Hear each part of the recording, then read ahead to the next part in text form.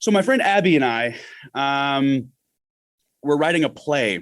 We called it The Origin of Language. And we wanted a scene somewhere in it that would be kind of shocking, but not gross. Because everyone does vomit, everyone does for like comedy. Because we wanted to be memorable. We were in kind of a dingy space. Everyone does vomit. We already had a blood fountain in Act 3, so we couldn't do blood. And so I was like, well, what if we just wrote in that someone would shave their head on stage? And so then when we had auditions, we wrote in the audition form, are you comfortable shaving your head on stage? Nobody was. And so it gets to be tech week and no one wants to play this damn character. And I'm like, fuck it, I'll do it. At the time, I had long dyed blonde hair, curtain bangs. Like I put it up in a ponytail off and I was like, fuck it, it'll be funny. And then I did. And then it was really cool. And then I just liked how it looked for a while because I just liked how round my head was. That's also where I discovered that I really enjoy wearing circle rim glasses. Just emphasizing the round. Yeah, it worked. And so I stayed bald. I also had noticed I had a receding hairline at the time too.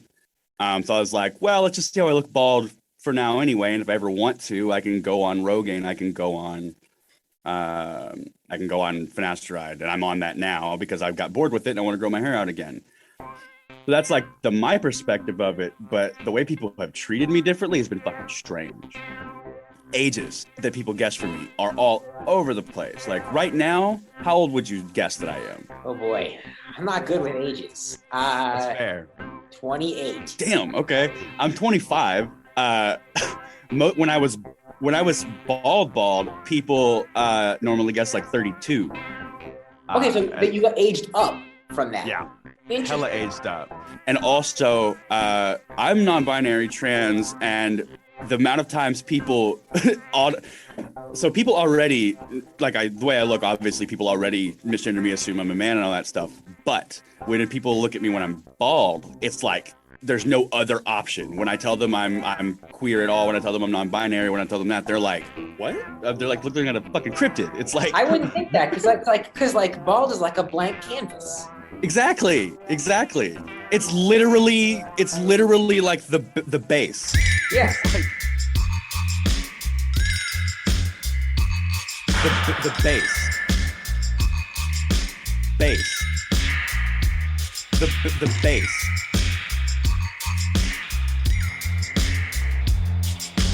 Base. Welcome to the last podcast. I'm Zach Little, and today's episode is about vibe shifts. People have been saying that a lot, the vibe is shifting. Mostly in what feels like a good way, like pandemic-wise and labor movement-wise. But there's also a pretty bleak vibe shift in, the U.S. judicial system. On a personal level, my vibe feels like it's always shifting.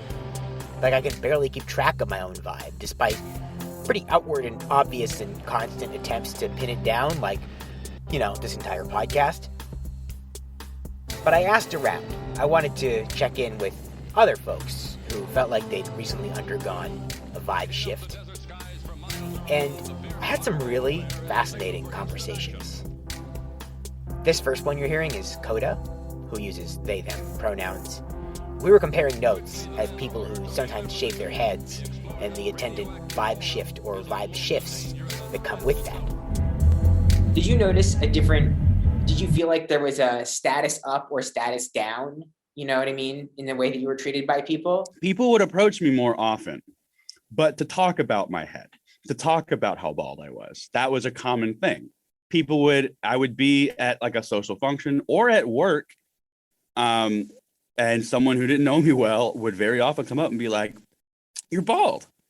I'm like, "Yeah, I am." With my old job, I felt like I had this sudden, more professional cachet somehow. Oh, okay. Yeah. So I was a bud tender. I was a bud tender in Philadelphia, and people would often come to me for as if I was a manager a lot of the times because I tall, broad shoulders, bald, mustache, kind of there, voice carries. Look like a boss, so people are coming up and they're like, could you help me with this discount, blah, blah, blah. And I'm like, I don't know what you're talking about. I started working here a month ago. I didn't know it was possible to visually indicate authority beyond like when I used to accidentally wear a lanyard into bookstores and people would always think I was the manager. But it turns out that, yeah, shaving your head does the same thing. You just seem like you're supposed to be in charge.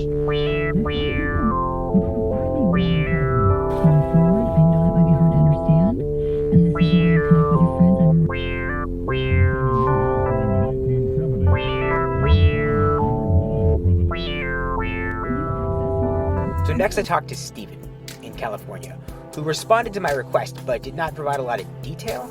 Well, so I wanted to talk to you about vibe shifts, and I don't really know what your chosen vibe shift is, but like when I said vibe shift, what sprung to mind? In the middle of December, my dad went to the hospital, and over like 6 weeks, he was there, and he ended up passing away at the end of January, day after his birthday. So that was like the most prevalent vibe shift. I feel like that's what I was wondering too. I was like, damn, is this podcast material or is this therapy? Well, what's the difference? Yeah, it's just talking. So I guess, yeah, exactly. My family is from a desert town, the Mojave, and I was there for a few months while he was in the hospital, and then for a few months afterwards to help my mom set up. We have not a huge yard, but enough stuff, big shoes to fill as far as what my dad was doing every day. He was retired, so like taking care of his yard and his garden and stuff, big priorities and stuff. So it was like the immediate having these shoes to fill after a really long hospital traumatic, like, okay, he had a heart attack, and then they put stents in his heart to allow that to work out. That was going good. And then he got pneumonia, and then he that on and off was put on a ventilator, and then eventually he had it to where he couldn't get off.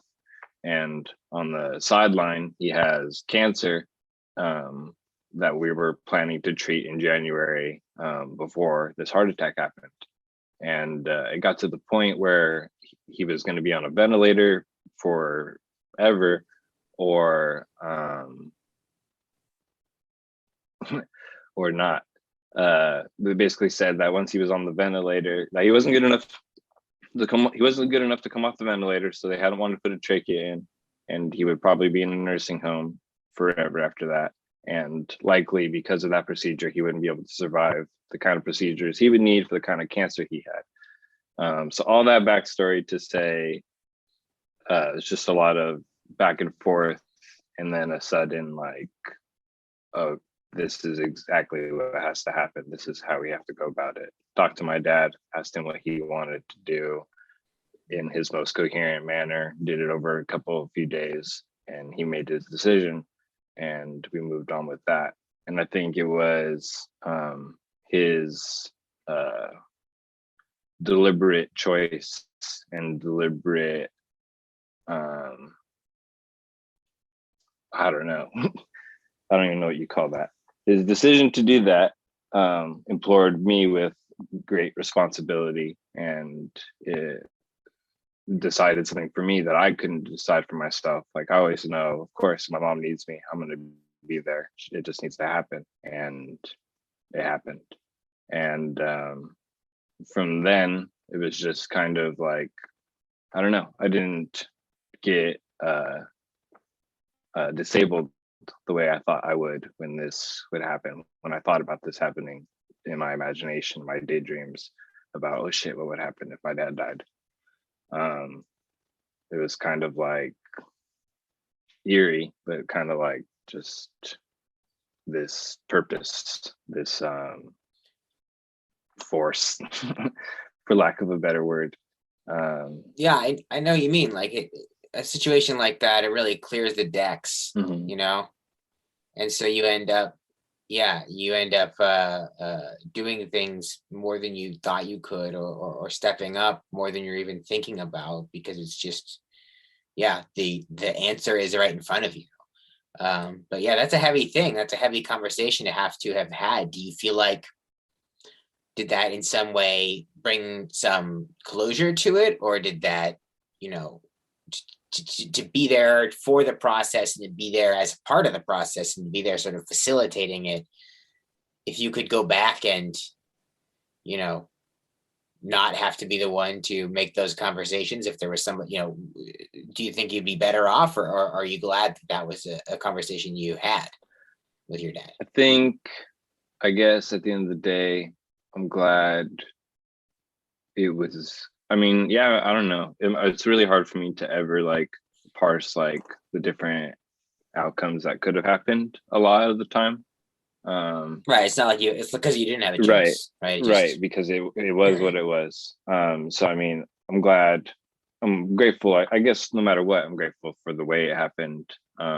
It could have been much worse. It could have been through a nurse or something, you know, like saying that. And it's like, Right. dude, you don't even know, like, how do you know what he's saying? Like, and you know, and I think it was tough. It was tough for that, because afterwards, like, I had to call my brother who like lived in Northern California. So there was this, like, I guess just immediately it started with responsibility. Like it just immediately implored me to, I already have things that I have to do. Like the second he made his decision, my list started.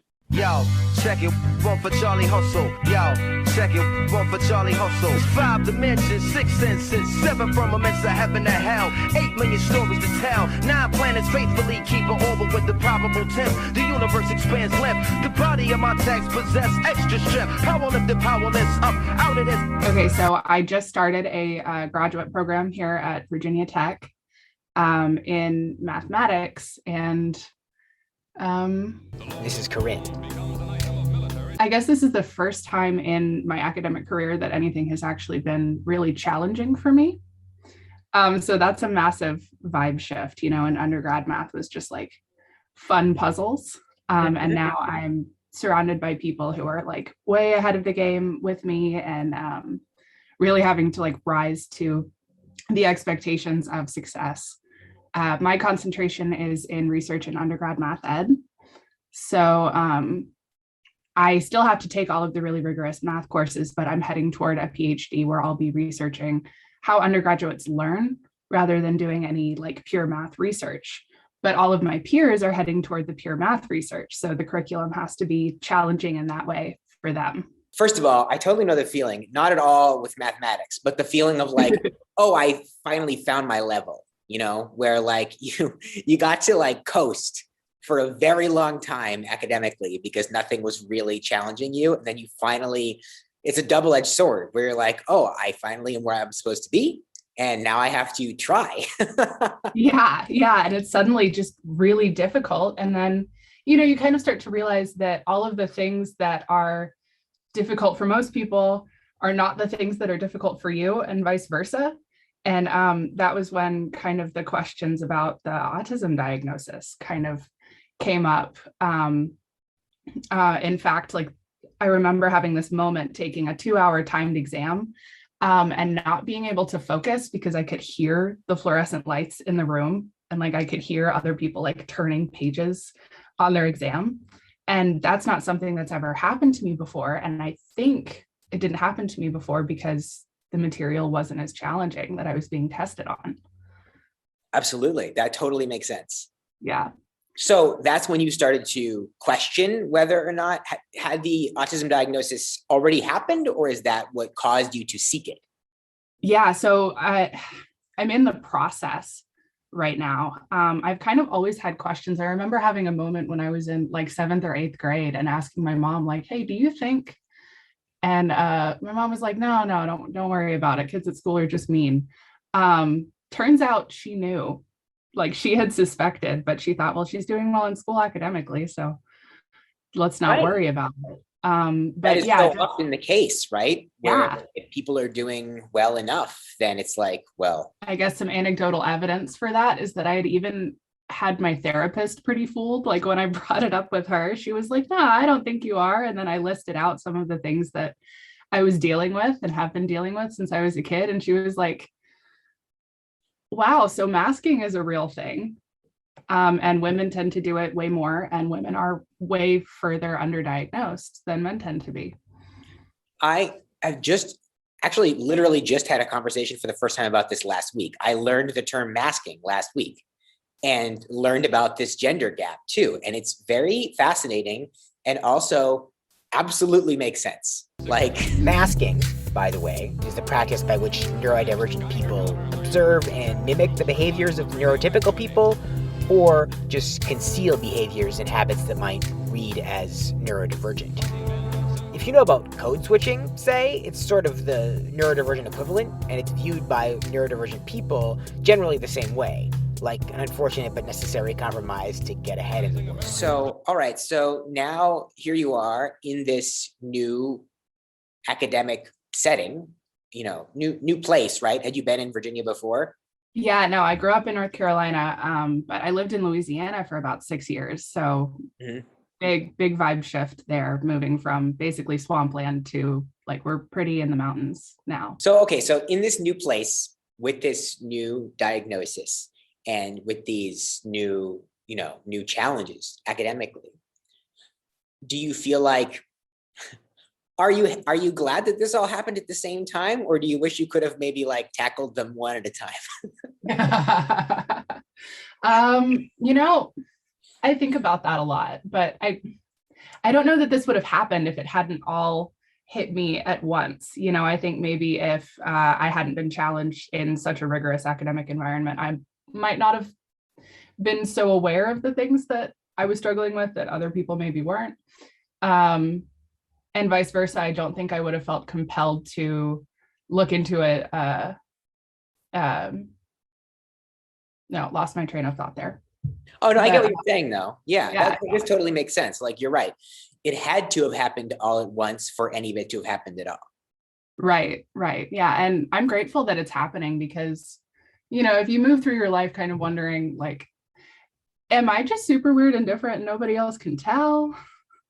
And then it's like, oh yeah, no, you literally are. This is just how your brain works. And now you get the opportunity to make choices that support the way that you are rather than try to pretend that you aren't that way. So what are some of those choices? Definitely choosing to study and work in spaces that like don't have the fluorescent light thing. Choosing to interact socially, because I think maybe that's something that is not as common in men with autism, but women in autism do tend to seek social intimacy. So choosing to interact in social situations that are supportive to me. So maybe not a massive party where I don't know anybody, but a group of people who are studying or people who have common interests definitely makes it easier. A lot of I guess something that I've noticed is that I used to feel pretty ashamed that like my clothing choices were always geared toward comfort and not toward like being fashionable. And now I'm realizing that no, I'm picking comfortable clothes because I can't focus when my clothes are uncomfortable. Like I'll get home after a long day and be like, man, why was this day so terrible? And then I change pants and it's like, oh, that was why. The pants were uncomfortable. Yeah.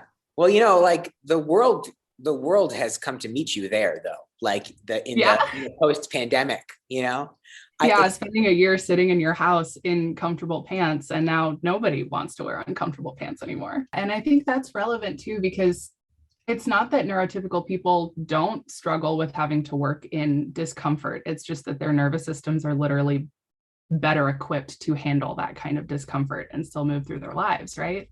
Mm-hmm. Maybe the world would be better for everybody if we could wear comfortable clothes to work. To go back to something I meant to ask you about earlier on, sure. You're saying that your job is going to be more about the way in which people interpret and learn the math.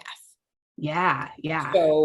So that means, I would imagine that means that somewhere along the line, your studies are going to like incorporate more about like brains and how brains work, right?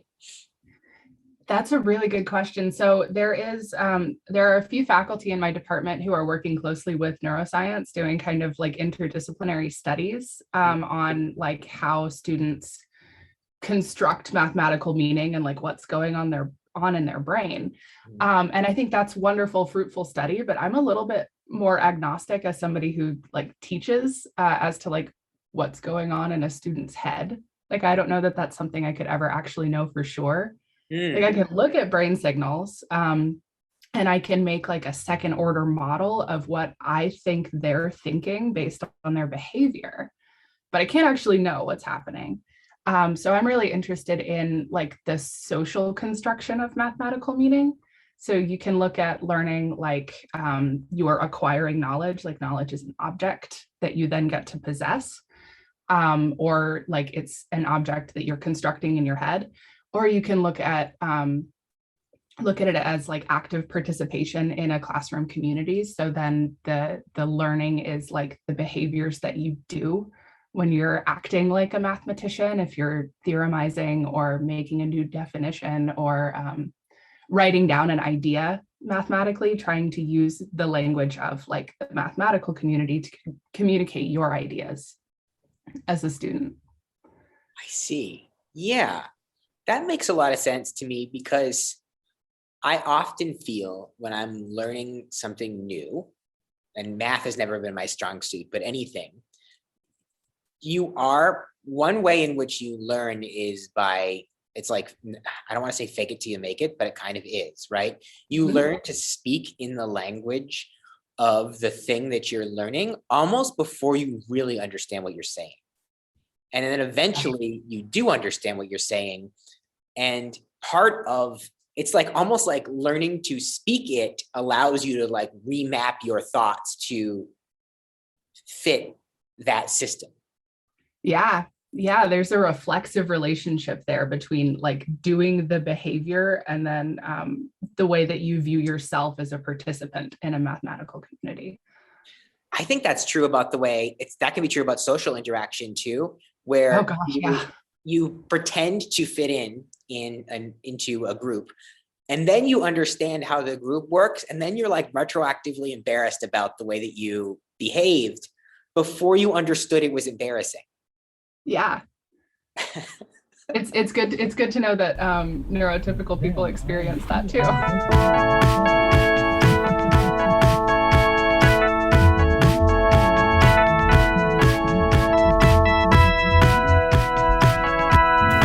All right, so a couple of years ago, we did an episode of this podcast called Mysteries. Dave Murphy and I went to Parafest, which was a paranormal conference, and we met a lot of cool and really interesting people, like the author of the satirical and actually staunchly feminist horror novel series Big Blumenstein. Another person we met was Sherryl, an energy practitioner who did an impromptu tuning fork reading on me and I think my parental auras. I've been on her email list ever since, and I recently read about a project that intrigued me, so I called her up. You know what I did with this? It was a 3-day meditation that I wanted to put together. I was just moved to do this, and I thought, you know what? I'm just going to put it out on my Facebook page. I sent it out to my my audience in my newsletter as well, and I just said, you know what? Whatever that you want to do, you can either just send prayers, or if you're an energy practitioner, whatever you're using for a tool. Could be Reiki, could be tuning forks, could be crystal bowls, could be just prayer. Send out some love frequencies. Now, if you tune into that, everything is a frequency. Everything is energy, so everything has a frequency to it. If you just tune into the desire that you want, the desire, it has to be positive. You want to send love, light frequencies to this gentleman, and I went with Mr. Putin to help him unravel his heart, open it. It's closed, solid. So in order for us to move through somebody that's doing things like what he was doing, you have to send them love. With war, you don't win with negativity. It just doesn't happen. So that's what I set up, to send frequencies. Now you can sit for 10 or 15 minutes a day. You can sit for an hour, whatever you wanted to do. So I set it up for 3 days. During those 3 days, I set up 3 hours apiece for myself, and then I would break it up with smaller amounts in between. But collectively, if we're all involved in doing something during those 3 days, an individual is getting bombarded with so much frequency of light that their whole body is going to do this. It's like, wow, what's going on? I don't feel the same. I don't feel like I'm as nasty. You know, they're going to feel a shift, even if they're not consciously aware of it. They're going to know something took place. So is this a normal like application of the kind of like sending of frequencies, like to send it to a figure, like someone you don't know, right? Like a figure on the world stage. Yeah. Is this something that energy practitioners do frequently? You know, I don't know that. I would imagine that some of the big wheels that have been, you know, like Joe Dispenza, and, you know, there's just so many. I can't even list them all. I can't even come to my mind. But there's so many of them that are doing that. Yeah. So, you know, we as little people, little elves, we can do the same thing. We're all in it together. Doesn't matter what level you're at. If we just want to sit quietly, that's why I say you can do meditation, you can just send prayer, or whatever tools you're using if you're a practitioner. And I'm going to give you a perfect example.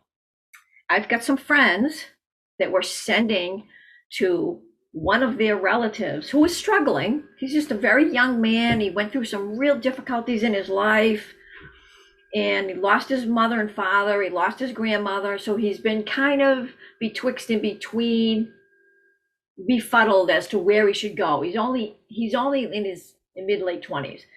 So he's kind of betwixt as to what he needs to do. He had a relationship with someone. He had a child. They get kind of mixed up. So he's a little bit lost. So they've been sending him by prayer energies just to his heart. Just the two of them sending it, because it's a relative, to him. And it's really made a significant shift in his life without him even knowing. He's been doing different things. He's been getting into better jobs. He's starting to come around more collectively and not be a slacker, for lack of a better word, without him knowing any of this. So, you know, and they gave me that information freely. So, you know, I was really happy to hear that. So when they read what I was doing with, you know, the 3-day Putin meditation, they related to it immediately. And that's when they explained to me what they were doing. So see, on such a small scale, how we can help each other, even just family members that are struggling. If enough people get together, you can do it with one-on-one, but you know, the more people get involved. Is it important that the person not know that the energy is being directed at them? This friend of yours that you're talking about, this person, at some point, is someone going to tell him, hey, by the way? I'm sure they will at some point, but, and just so that I'm really clear here, you're not doing energetic work on a person like I do with the emotion code of quantum healing. You're not going in, you're not asking permission to connect to their subconscious. All you're doing is sending them love and light frequencies. You're not changing anything without them knowing. Like if somebody has, I'll give you an example. If somebody has really bad hip pain, you know, do I have your permission to go in and connect with your subconscious and find out what the underlying root issue is that's causing you to have so much pain in that hip? Now I'm going to find a host of all kinds of things going on. So just because somebody's got pain in their hip, that doesn't mean that's where the problem is. It could be somewhere else in your body, completely different. It could be a tooth. So it could be something completely different. So we're not doing that. We're just sending someone love, light frequencies. That's it. That you don't, because you're not you're not specifically tuning in to change something that's amiss, like pain or emotional. You're just sending them love, light frequencies. Is that easier to do? Because like the closest I can think to kind of my point of comparison to this is sort of like yoga, right? Yeah. So yoga practice is a lot about breathing. And Right. that can be hard enough sometimes. But then every once in a while, they want you to breathe into a certain part of your body. Like Right. breathe into your left side or something. And it takes a different kind of focus. It takes a kind of- different focus. It's a good point. So is it easier to just kind of send the general positive vibes as Yep. opposed to like actually going in and doing the like energy work? Yes. I might be misusing that term, but I think I'm understanding what you're saying about it now. Yeah, no, you got it. You understand it, and the words are coming out just fine. Yes. This is easier, yes, because you're only doing one thing. You're just sitting quietly. You don't have to sit in any position. You don't have to get crazy. You can even lay down. Just sit quietly and concentrate on a person, sending them positive energies, love, light frequencies to their heart. The heart is the most powerful organ in the body. They've proven that there is a brain in the heart, and that the brain in the head obeys the brain in the heart. So this does sound like something that, you know, anybody could try, right? Like maybe someone who doesn't have a lot of experience with Right? any of this practice could still focus, you know, sit quietly somewhere and focus on sending Right, positivity. Positivity, and it only works with positivity. It will not work any other way. It only works with positive energy. So, you know, someone that has the wrong intention, and they're thinking, you know, I'm going to control this person, I'm going to do this, or I'm going to manipulate, blah blah blah blah blah, it won't work. Mhm. It's a totally different frequency. Love is the highest frequency there is. That's why we stagger here. That's why you have such a hard time here, because the frequencies here are very dense, very heavy. You know, there's a lot of stagnation here. There's a lot of, you know, when you're turning years and years gone by, when you turn the radio dials in your car, years gone by now, I'm aging myself, and you can hear it go, and it's making these weird noises. The frequency is shifting from one channel to another, or one station to another. That's what it is. It's static. There's a lot of static here. So what you're doing is you're sending clear energy without all the static. Does doing that have a positive effect for the practitioner too? Like if you force yourself to be positive, that some of that reflects back on you? Yeah, and you don't have to force it. I mean, somebody that is doing that, clearly they want to do it. So it's never forced. Sure. Somebody elects to do that, they're in it. In the years since the, you know, dawn of the pandemic, how have the sort of frequencies in general shifted? Better, worse, a mix? Yeah, well, it certainly is a mix for sure, but it really has been enlightening for a lot of people that were stuck on the fence, and they didn't really know where to go, and they weren't moving, but they could.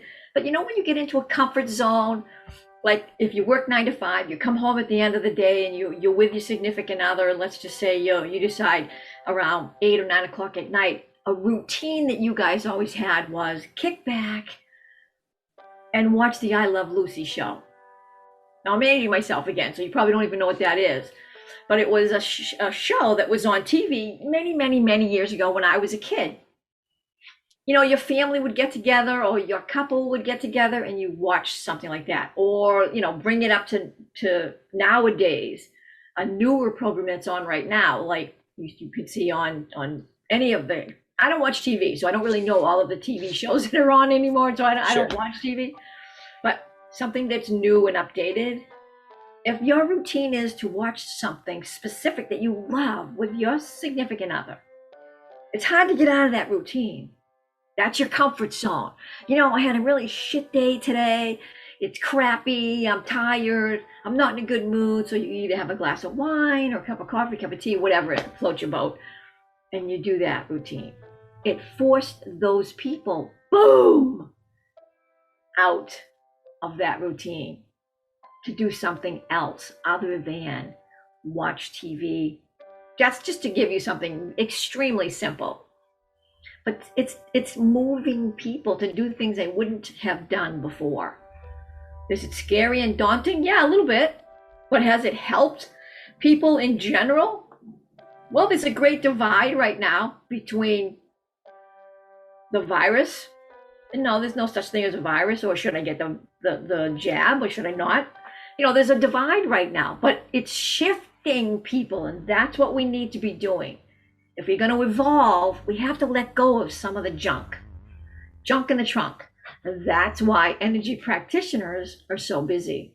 Funny enough, a huge theme on the podcast over the course of the last few months has been about just that, about shifting out of routines and about trying to make sure your new routines don't become routines, like exactly that work, that maintenance, and how hard that can be.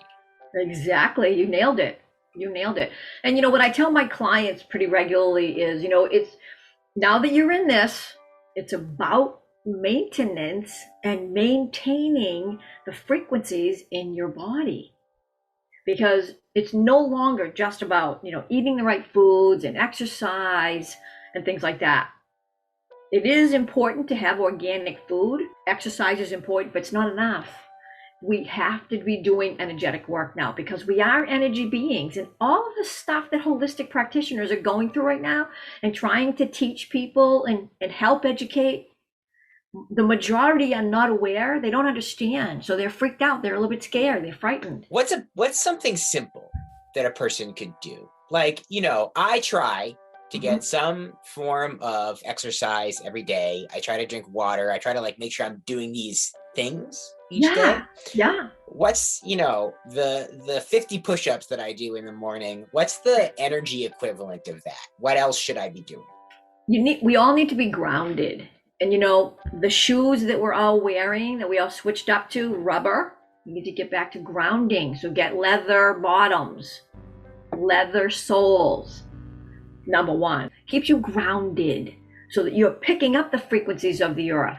If we keep ourselves insulated, we're not grounded. So you're kind of feeling a little bit out there, like, I don't know, I don't feel right today. I feel kind of out there, So if you keep yourself grounded, it helps. Sit in the grass, go for a walk barefoot when the weather is nice. Grounding, very important.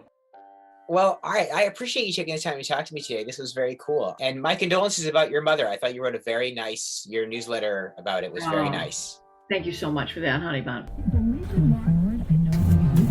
Okay, this has been a vibe check. Thank you to Koda, Stephen, Corinne, and Sherryl for having such interesting conversations with me. Podcasting is such a good racket, man. I mean, you don't actually make any money at all, but you do get to have really great talks. So thank you for listening. We'll be back.